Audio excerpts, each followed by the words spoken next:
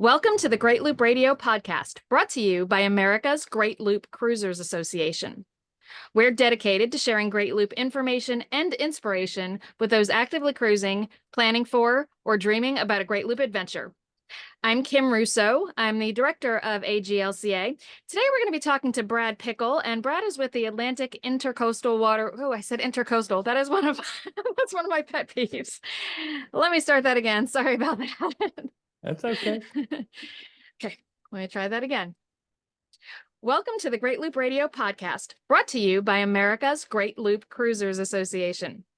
We're dedicated to sharing Great Loop information and inspiration with those actively cruising, planning for, or dreaming about a Great Loop adventure. I'm Kim Russo. I'm the director of AGLCA, and today we're going to be talking to Brad Pickel. Brad is with the Atlantic Intracoastal Waterway Association, which is an organization that does a lot to advocate for the waterway. So very excited to have him back here. Before we jump into the conversation, I want to just take a moment to recognize and thank our Admiral sponsors who support AGLCA at the highest level. They are Curtis Stokes and Associates, Great Loop Yacht Sales, Passage Maker Trawler Fest, Skipper Bob Publications, and Waterway Guide Media. As always, we encourage our listeners to support these businesses that support the Great Loop. And with that out of the way, I'd like to a little bit more officially introduce Brad Pickel with the Atlantic Intracoastal Waterway Association. Brad, thanks for joining me today. Yeah, thank you for having me. I look forward to our conversation this morning. And to start off with, I know a lot of our listeners don't know you and are not familiar with the Atlantic Intracoastal Waterway Association. So tell us about yourself and about the mission of your organization. Sure. Yeah, I have the honor and privilege of representing I think we're over about 300 members now, of representing a lot of different stakeholders here that utilize the Atlantic Intracoastal Waterway, whether it's commercial operators pushing barges and tugs, dredging companies, a lot of local governments and associations, all the way down to our individual boaters, like your members. And we're really excited about the opportunity to give a little update about what we've been working on. My background comes from the world of marine biology, coastal engineering, local government, a little bit of everything rolled into one, managing coastal resources all along the nation's coastline. So it's been a good 12-year run I've had here now at the AIWA, and I look forward to another dozen or more. And I was intrigued by your last newsletter because AGLCA as an association is a member of your association, but we also encourage our members to join individually. But AIWA is in its 25th year. So tell us about that. What 25 years ago caused the founders of your organization to say, we need to do this, let's get organized and form the AIWA?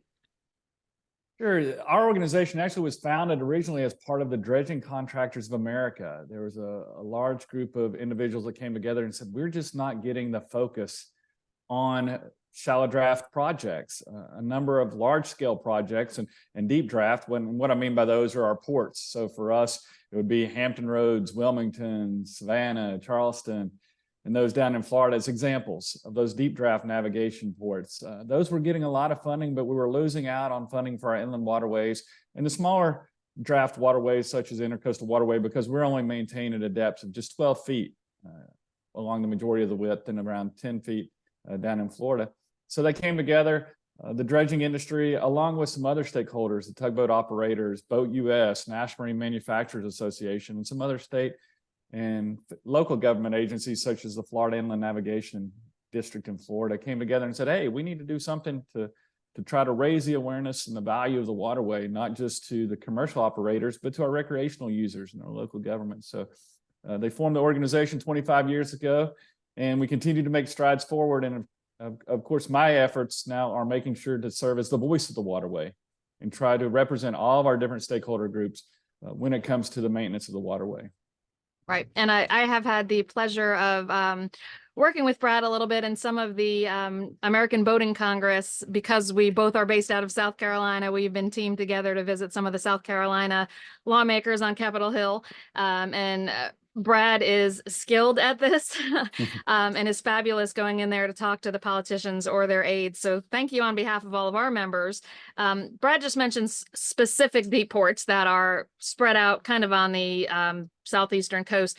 For those who aren't familiar yet with the full Atlantic Intracoastal Waterway, it runs from Norfolk, which is mile zero, on down to the Florida Keys, all the way to Key West. Loopers are traveling in the other direction, but we're doing 1,000+ miles of the Atlantic Intracoastal Waterway. So loopers are fortunate to have benefited from Brad's work and the work of the AIWA over the years. I know for a long time, Brad, there was a backlog of dredging projects on the Intracoastal Waterway. South Carolina, especially, we had some challenging issues, challenging places to navigate, particularly for pleasure craft who are going through there once and are not up and down the waterway and don't know too much about those challenging spots. But there's been a significant reduction in that backlog of projects in the last 8 or 10 years. So tell us a little bit about that, and how have you made that happen? Yeah, it's taken a lot of partners. We were able to work with our congressional delegations up and down the waterway to get some language put in the Water Resources Development Act back in 2014. And not to get too far in the weeds, but long story short is we didn't really have good records on how much dredging was in our backlog, how much we needed to do. Of course, we knew the areas that needed to be dredged. We knew the areas that shoaled in more frequently than others, but not really the cost associated with those. So we were able to get some language put in to where the Corps of Engineers now reports annually to our organization and others about the backlog. The first reporting was done in 2016, and we've been getting it annually since then. In 2016, the estimate was around $126 million.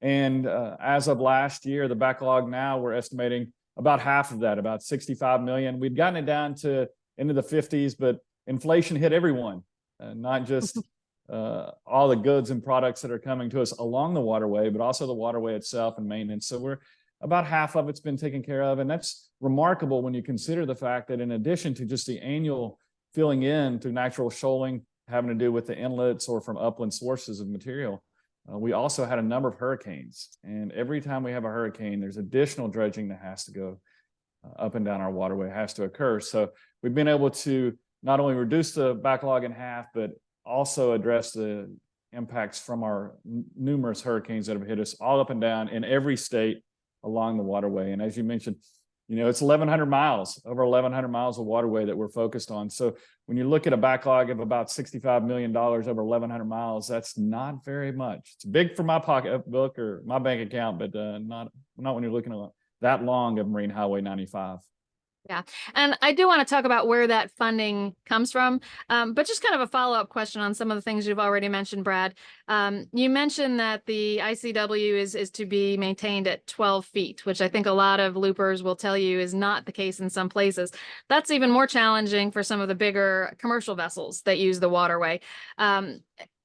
Is that what you mean by backlog? When you talk about the backlog, is that places that are not currently dredged to the depth that it should be, or are they projects that just haven't been funded yet? Kind of define that backlog for us. Yeah, we've been able to work with our Corps of Engineers partners along the numerous districts, because we have 5 separate Corps of Engineers districts that are funded separately. It's not funded as one complete project. In addition, that's 2 separate Corps of Engineers divisions. So in the Southeast, we have from North Carolina down to Florida, that's all funded through the South Atlantic Division and based out of Atlanta. But Norfolk District is actually funded through the North Atlantic Division, which is funded out of New York. All the money, of course, coming from Congress in Washington, D.C. So we have to work across a myriad of different groups and accounts to make sure that we're targeting the areas that need the funding the most. We've been able to work with our core partners to identify those, try to prioritize those. But yes, it's absolutely has to do with removing the material from the waterway and also the placement of that material. How are we going to use it? Because to us, every grain of material, whether it's fluff mud or whether it's sand, it's a resource. It's no longer, in the old days, we called it spoiled, but there's nothing spoiled about it.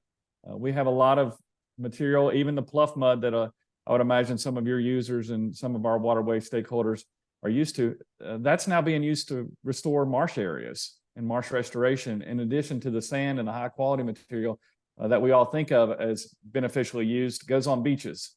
So we're trying to work with a number of different groups to make sure that every grain of material that comes out of our channels are not being disposed of in an upland disposal area, but is more importantly being put on beaches or wetlands or marshes. Right.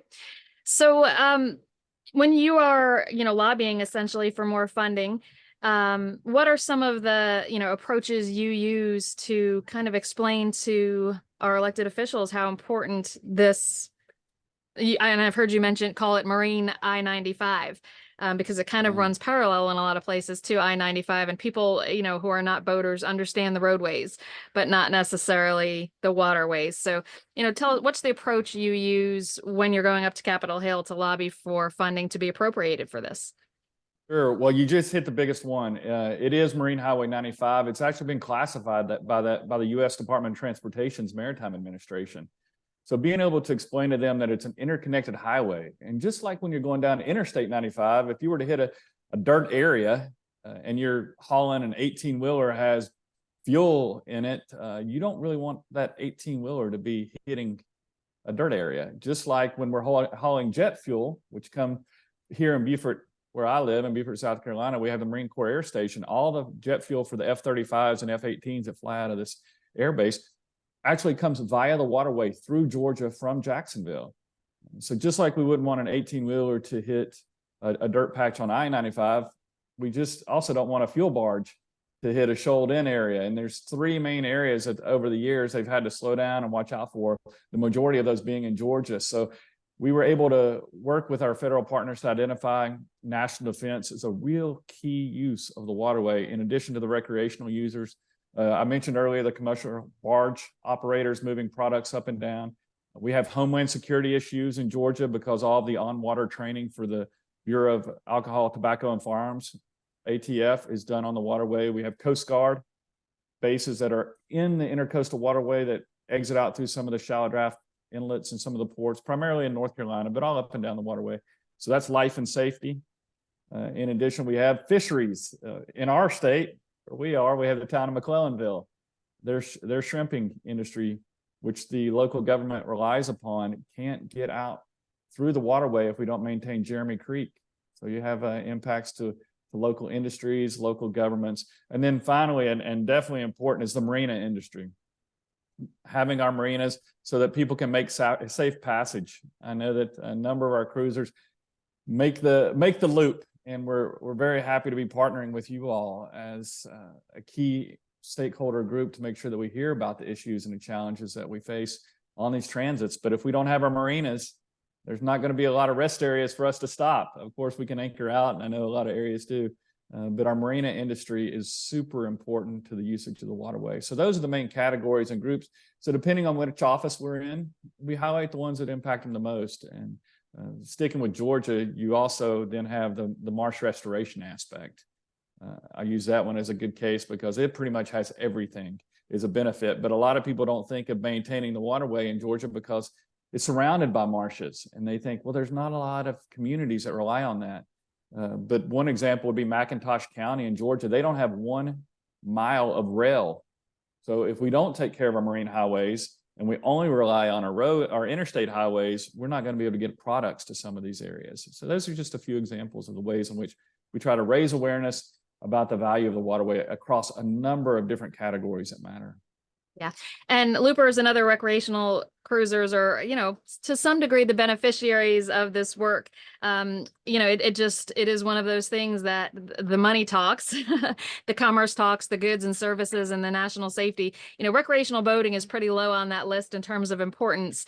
But because of all those other things that are going on the waterways, we are, as I said, the beneficiaries of this work that is so important to our national commerce, to our national defense, and all those other things. So we appreciate that, that we get to kind of tag on to that and use those same waterways. I want to take a quick break and play a message from our sponsors. When we come back, I want to get a little bit more specific about, recently, 2023 and what was done there compared to other years and what we can look forward to for 2024. So we'll be back in a moment. The Ditch Navigation app is your own personal harbor pilot, ensuring safe passage on the water. Powered by AI and fueled by AIS data, Ditch provides instant local knowledge on your phone, laptop, or other mobile device. Wherever you go, Ditch calculates your smart path, showing the routes that experienced boaters use. Ditch is perfect for finding a safe path through tricky shoaling waters and can also be used to explore routes boaters take to find new anchorages or secret fishing grounds. For more information, visit ditchnavigation.com. The Ditch app is available on the Apple App Store and Google Play. Did you know that every mile of the Great Loop is covered by both the Waterway Guide and Skipper Bob? Use them to plan your Great Loop cruise and learn about the places you can visit. In the cockpit, important navigation info is always ready at your side, plus marina listings, anchorages, services, and so much more. Each Skipper Bob and Waterway Guide is updated yearly, and waterwayguide.com and skipperbob.net keep you current with navigation alerts, cruising news, fuel prices, and special deals. With the Waterway Guide and Skipper Bob at the helm, you'll always be on course. Order yours today at the AGLCA ship store at greatloop.org. Waterway Guide and Skipper Bob are proud sponsors at the Admiral level with AGLCA. We're back on the Great Loop Radio podcast. Today I'm talking with Brad Pickel. Brad is with the Atlantic Intracoastal Waterway Association, which is a huge advocate for maintaining the Atlantic Intracoastal Waterway for navigation, for recreational boats, but also for commercial vessels and for safety reasons. So we appreciate all the work that you do, Brad. Let's focus a little bit on this past year. You know, in 2023, how much was appropriated to maintain and dredge the AICW, and how did that compare to previous years? Yeah, it was one of our highest years ever. We had a great year, especially when we consider that we didn't have hurricane recovery funds. The funding sources for the waterway all comes through Congress, through the U.S. Army Corps of Engineers, but there's different pots of money. There's the general appropriations. That's what everybody's hearing on the news about shutdowns and passing appropriation bills. That's one piece. We also have emergency supplemental funding that comes in when we have a hurricane. And then the third piece is the bipartisan infrastructure law that came through, initially known as Infrastructure Investment and Jobs Act. That funding led to a lot of extra money up and down the waterway, but also to a number of projects across our nation. So in fiscal 23, we received over $52 million, $52.8 million. And that was about 12 million more than fiscal year 22. 22, we received 46.5 million. But when you go back to 2014, 2012, 13, 14, back then the waterway, one year got zeroed out. Most years got maybe $10 million. So we're 4 to 5 times what we used to get in the last 10 years. So we're really ramping it up. This year in fiscal 24, we've already received an additional $20 million from the bipartisan infrastructure law. And then also looking at as much as 28 million or more coming in through general appropriations once they pass the appropriations bills. So we could be going from 46.5 to 52.8 to over $48.5 million in 3 years' time. That's a tremendous influx of funding for our waterways. And we want to now make sure that we don't lose sight of actually getting these projects authorized, bid out, and constructed. So we're going to see a lot of movement we have in the last couple of years, and a lot more in the coming year for the cruisers going up and down the waterway. And you know, the Corps of Engineers obviously does work nationwide. They're kind of on the radar of loopers right now because there has been a huge failure at a lock and dam on the Tentham Waterway, which is part of the Great Loop, far from the Atlantic Intracoastal. But it's just kind of an example of what can happen when things fail. And I wouldn't suggest that it wasn't properly maintained. It was completely unexpected, but it does speak to how important these waterways are to goods and commerce. The East Coast doesn't have the same lock situation that those inland waterways do. So in some ways, it makes it a little bit easier for commercial traffic and for recreational vessels to transit that area. You know, less huge concrete projects that are going on. How much, I don't know if you know the number, but how much commercial goods are transported on Marine 95? And is there room for more of that to happen? I know when we're cruising, we don't see nearly as many commercial vessels on the Atlantic Intracoastal as we do on the inland waterways. So tell us a little bit more about that. Yeah, it is underutilized. Unfortunately, we don't have great numbers on the amounts. It's really more anecdotal. We have fuel barges, as I said, in the Southeast. We have construction equipment that moves up and down the waterway for a variety of the different projects, whether it's dredge barges or their pipes and different things that have to be moved from project to project up and down the Eastern Seaboard. We also do have some scrap metal, and agricultural supplies that are moved in the Charleston to Wilmington area on into Norfolk. So it's really a variety of different products that come through. However, there's just not a good accounting for it. We don't think that there is a capacity issue that we're going to be running up to anytime soon. What we're trying to do is get the waterway to where we know that we can, when we go out and talk to our commercial operators, we're saying, you can rely on us.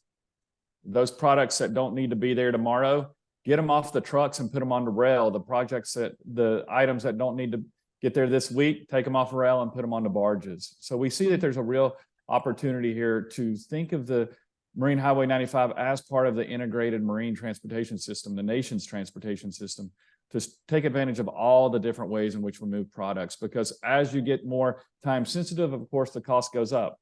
It's a lot cheaper to move things by barge and on the water than it would ever be by truck or by rail. So in addition to that, it's a lot more environmentally friendly to move it, because we can move a lot more products at a lot lower cost and a lot more efficiently along the waterway, as long as it doesn't have to be there tomorrow. And so we try to make those cases and explain to people. And as we continue to develop our ports, we think there's going to be a higher need to do what we call short sea shipping. That's a tongue twister for you too, Yes. right up there with intracoastal. And so we think that there's an opportunity to move things amongst ports to try to get more rail access, maybe bring it into Charleston and move it up to Georgetown, for example, or bring it into Savannah and take it down to Brunswick and move it up and down the waterway, connect into some of the areas where we have rail connections and interstate connections that aren't quite as busy as our major port areas, Charleston and Savannah. So we want to continue to see ways in which we can better utilize all resources. But at this point, I think it would be generational before we would have to worry about roadblocks and waterway blocks from traffic, I think.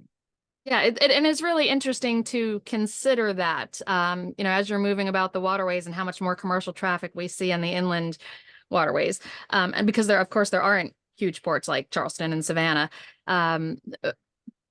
But the amount of goods that we see moved on those barges is just astounding, compared to what you can put on a truck. So interesting approach that I hope resonates with some of how we can better move things through our country.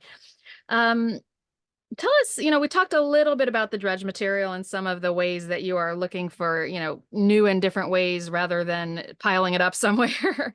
Tell us a little bit more about some of what you can do with the pluff mud we're so familiar with in Charleston.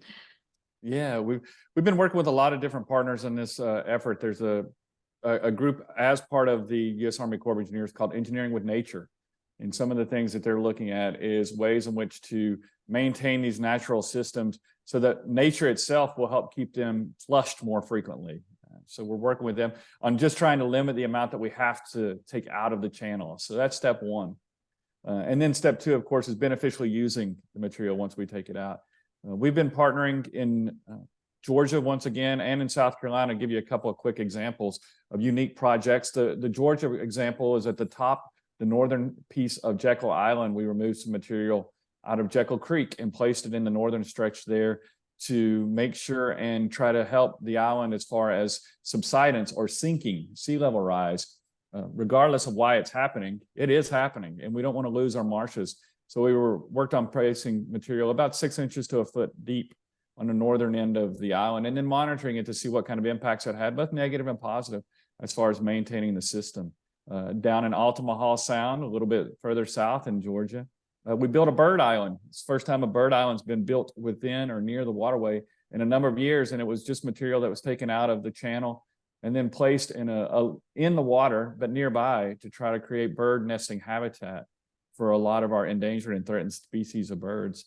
And then in the South Carolina stretch, this year, we started working on a project where they were offloading. It's an area where they've been taking material out of the waterway near Breach Inlet on the backside of Isle of Palms and Sullivan's Island, just north of Charleston, and placing it in an upland disposal area. What they've been trying to do this year is actually remine that material and then transport it across the island onto the beach. So it's not the typical dredge it out of the channel and place it directly on the beach, which is done often in Florida. This is actually a rehandling of material. We think it's an opportunity that we want to see used more often. We want to make sure that the material is beach quality sand. So there was some testing done. There was also a cost benefit analysis ran to see what would be the cost to place that material from the upland storage area onto the beach versus going offshore and getting fresh material.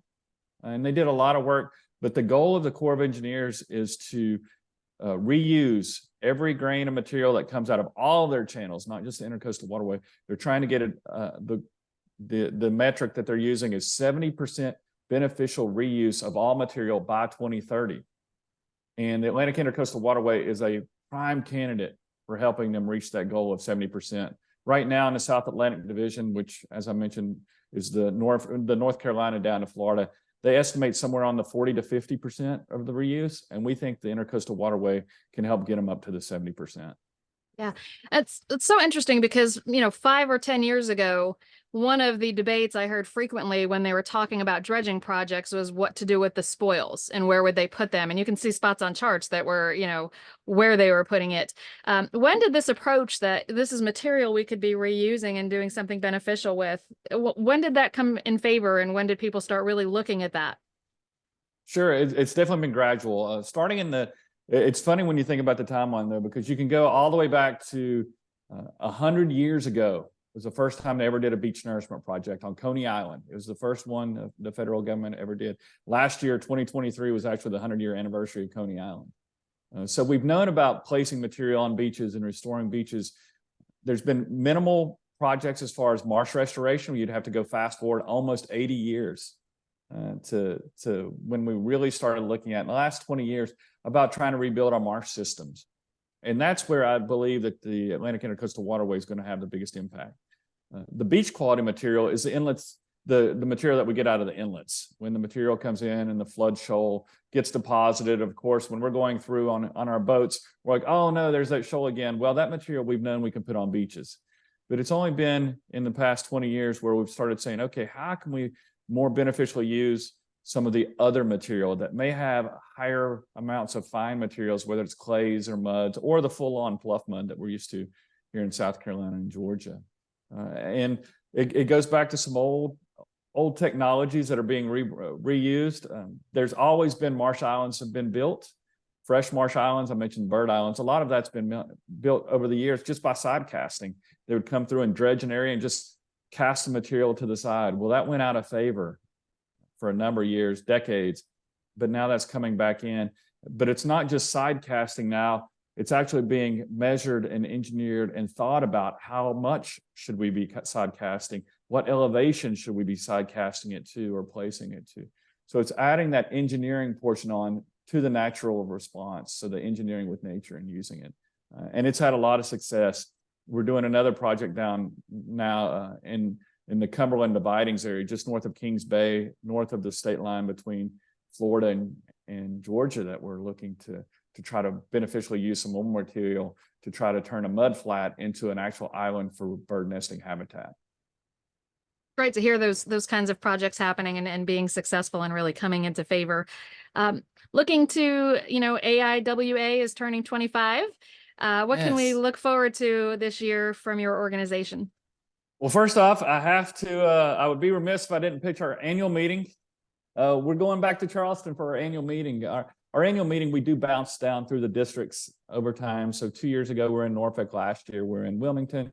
And we bounce down to the Corps of Engineers districts because it's good to get the local representation, whether it's the colonel or the staff, to come and visit with us on all of our projects. So we'll be meeting there again at the Hyatt House. We met there a few years ago there in Charleston. So we'd love to have individuals come out or learn more about it. But we do post all those presentations online. So any of our users, any of our members can get access to that information. So you don't have to come to the conference, but we are excited about that. We've started reaching out to some of our partners and really trying to have a larger event. The other two things that we're working on this year is getting back on the road a little bit more. The pandemic is far past. We've been having meetings and participating in meetings up and down the waterway, but now we're starting to expand our effort and really trying to partner more closely with organizations that are looking with beneficially using material, whether it's on our waterway or other waterways, to learn from their lessons. to make sure that our Corps of Engineer districts partners and other agencies are taking advantage of that. So we're going to be getting on the road. So our newsletter will include additional outreach efforts and partnering that we're doing. And then the third thing we're doing is we are working with other partners on the waterway on 2 projects that we're trying to get grant funding for them to do further research, so that when we have a project that's going to be coming up for dredging, that we already pre-plan where we can put that material. We're finding that the placement of material is the most expensive cost to our projects. It costs about $1 million to get a dredge to come up to a project and leave, to mobilize and demobilize. But now the upland placement areas are getting full. So we need to do a better job of pre-planning where we can use that material. So we're working on some grant projects with some of our university partners to make sure that as we have funding to dredge the waterway, they've done some research to help out our different agencies to make sure that we have environmental clearances and approval to be able to place the material in more unique ways and continue to expand the engineering with nature and beneficial use opportunities for the waterway. So those 3 main areas, we're moving forward. So it's moved well beyond the late 90s when we just need more waterway money to dredge, to now we need more waterway money to dredge, to place, to rebuild, to enhance, and to more importantly, to have all of our coastlines be more coastal resilient. We need to increase resiliency up and down, and we believe that the waterway can play an active role in that work. Yeah, well, we appreciate all of those efforts. Just as we wrap up, how can people learn more about your organization, and how can they join and support it? Yes, thank you. We do have a website, atlanticintracoastal.org is our website. You can find it online. We also have a Facebook page and an Instagram account. Please look for us and follow us. And our individual boater membership, we just topped about 125 members thanks to some efforts of our different stakeholder groups like AGLCA to help spread the word. So appreciate the opportunity. But our individual boater membership is only $30. And although we don't often see recreation thought of as a high priority reason for dredging the waterway, the number of boaters makes a huge difference. When I can walk in a congressional office and say, hey, you've got X number of boaters in your district. And I did say boaters because boaters equal voters in a lot of cases to them. So it's a different type of currency that our cruising community and our loopers count on. So that really helps. And especially the geographic diversity that only your agency can really help me on. A number of our groups that we partner with work and focus primarily just on the East Coast, some even on the Southeastern coast. But the loopers represent a lot of inland states, as we know. So it also helps us when we can go to other areas. It's not a surprise. Right now, our Speaker of the House, of course, is in Louisiana, not an ICW state, but it's nice to let them know, hey, there's some people in Louisiana that use our inland waterways and use the Intracoastal Waterway also. So it's not just the Southeast that we're counting on to help us be members. We use your names, your organizations, along with the individual boater memberships to really make the case that it's a natural resource and really a national treasure. It absolutely is. And it is, of course, also a very needed part of the Great Loop. So a $30 investment, and we benefit greatly from the work that Brad and the AIWA do. So atlanticintracoastal.org, correct? Yes, please come online and join.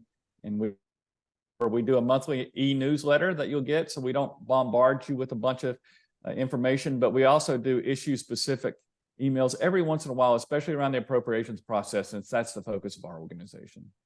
Excellent. Brad Pickel, thank you so much for joining me today, and thank you for the work that you do on behalf of our waterways. Thank you for having me. I really appreciate the opportunity. And look forward to seeing you in, look forward to seeing you in DC this year. Yep, I will be there. And to everyone who's watched or listened today, please join us next week for another episode of Great Loop Radio Podcast. Until then, safe cruising.